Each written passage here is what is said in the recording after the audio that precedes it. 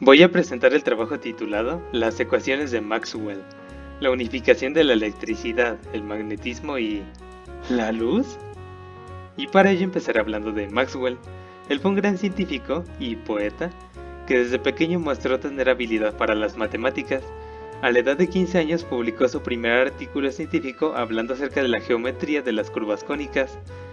Estudió en la Universidad de Cambridge y uno de sus trabajos más importantes ahí fue uno hablando acerca de la estabilidad de los anillos de Saturno. En él propuso que dichos anillos deben estar formados por partículas que no experimentan interacciones entre sí.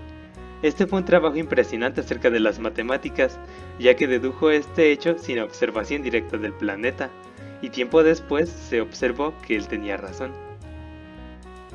Su aportación más importante consiste en una serie de ecuaciones que explican los fenómenos eléctricos y magnéticos, las llamadas ecuaciones de Maxwell, las cuales esencialmente son cuatro y vienen en dos formas, la integral y la diferencial.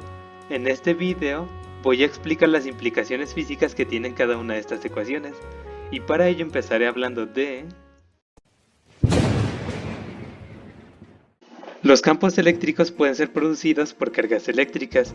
Ese es el fenómeno que vamos a analizar ahora, y para ello se utiliza la primera ecuación de Maxwell. Ahora se muestra su forma integral, correspondiente a la ley de Gauss, y para explicar esta última hay que considerar el siguiente ejemplo: una carga positiva que genera campo eléctrico. Dicha carga puede ser encerrada por una superficie imaginaria cerrada, a la cual se le va a llamar superficie gaussiana, que podría ser por ejemplo un cascarón. Dicha superficie puede ser dividida en varios segmentos pequeños con un área denotada como diferencial de área.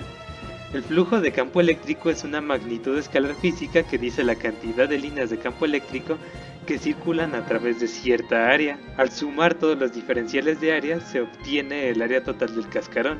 Asimismo, si se suman todos los flujos a través de los diferenciales de área, se obtiene el flujo total a través de la superficie gaussiana, que es lo que significa el término de la izquierda de la ecuación. En el término de la derecha, Q representa a la carga que genera ese campo eléctrico, y epsilon representa la permitividad eléctrica. Para explicar el significado físico de este término, hay que considerar que existen materiales como el vidrio, la madera o el papel que tienen la misma cantidad de carga positiva que negativa, pero distribuidas de tal manera que el campo eléctrico dentro del material es cero, y al pasar a través de ellas un campo eléctrico externo, las cargas se redistribuyen de tal manera que generan un campo eléctrico interno en oposición al externo. La permitividad eléctrica dice qué tan fácil es inducir ese campo interno, o bien qué tanto se opone el material al campo eléctrico externo, por lo que la ley de Gauss dice que existe flujo de campo eléctrico si y solo si existe una fuente que lo genere y mientras el medio lo permita. Esta es la forma diferencial de la primera ecuación de Maxwell. Para observar el procedimiento del que se obtiene esta ecuación se puede observar la referencia 6 del póster. Esta ecuación relaciona directamente el campo eléctrico con la densidad de carga que lo genera, y además muestra de manera matemática el hecho de que el campo eléctrico sale de las cargas positivas, ya que la divergencia es positiva, y entra en las cargas negativas, ya que la divergencia es negativa. Esta es la segunda ecuación de Maxwell en su forma integral, la cual muestra que el flujo de campo magnético a través de una superficie gaussiana siempre va a ser cero. Lo que nos dice esta ecuación y la ley de Gauss para el magnetismo es que los polos magnéticos siempre aparecen con su polo opuesto.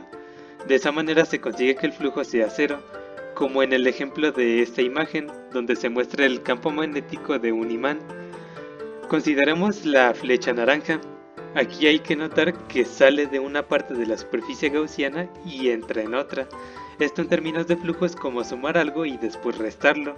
Lo mismo ocurre con todas las demás líneas de campo magnético, y así se ve que el flujo es efectivamente cero. Este hecho también se ve reflejado en la forma diferencial de la ecuación, y algo resaltante de esta ley es que se ha buscado polos magnéticos que no estén acompañados de su polo opuesto, los llamados monopolos magnéticos, pero hasta el momento no se han encontrado, así que la ecuación sigue siendo válida.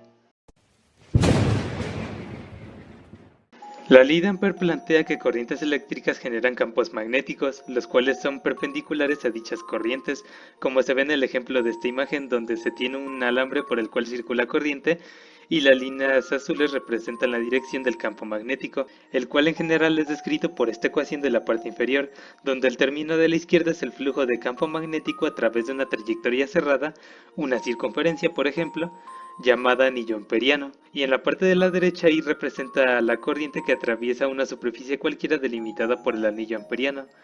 Mu es la permeabilidad magnética.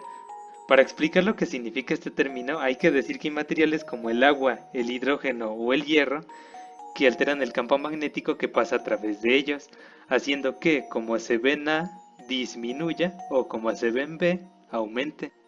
Entonces la permeabilidad magnética dice que tanto permiten los materiales el paso del campo magnético. Hasta este punto no he dicho que la ecuación vista es la tercera ecuación de Maxwell. Eso se debe a que falta algo.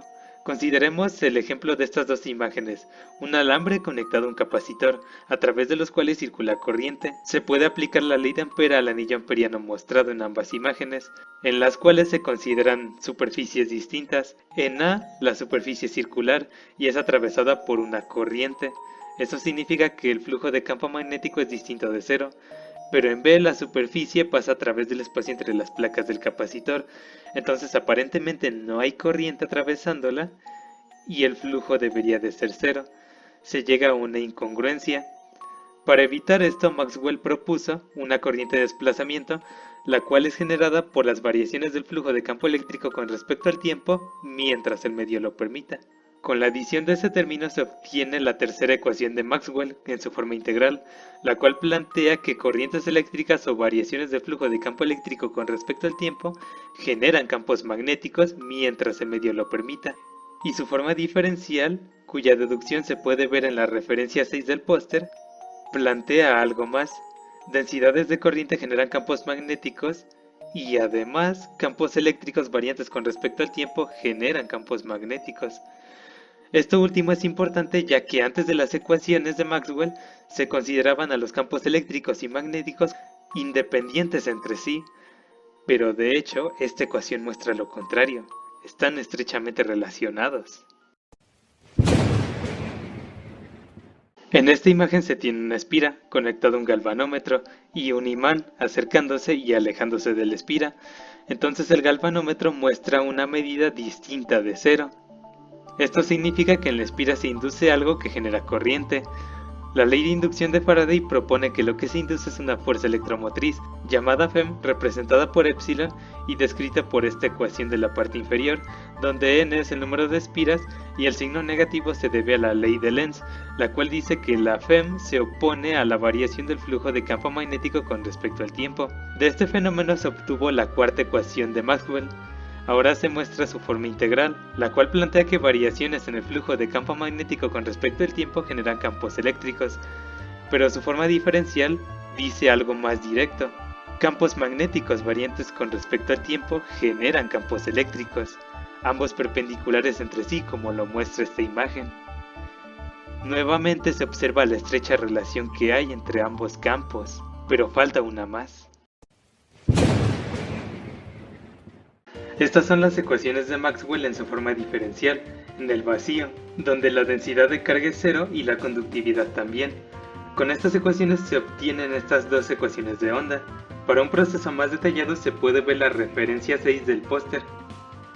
Estas ecuaciones proponen la existencia de ondas electromagnéticas, ondas en las que existe tanto campo magnético como eléctrico, perpendiculares entre sí. La velocidad de propagación de dichas ondas está dada por esta relación superior, que se obtiene de las ecuaciones de onda y muestra que dicha velocidad es 3 por 10 a la 8 metros sobre segundo. Pero esa velocidad es la de propagación de la luz en el vacío. Esto dio la pauta a pensar algo antes inimaginable. La luz es una onda electromagnética, y las ecuaciones de Maxwell permiten describir su comportamiento. Campos eléctricos inducen campos magnéticos. Campos magnéticos generan campos eléctricos. Existen ondas electromagnéticas. La luz es una de ellas. Estos fenómenos, y muchos más, son explicados con las ecuaciones de Maxwell. Sin ellas no existirían cosas que ahora vemos imprescindibles, como las telecomunicaciones.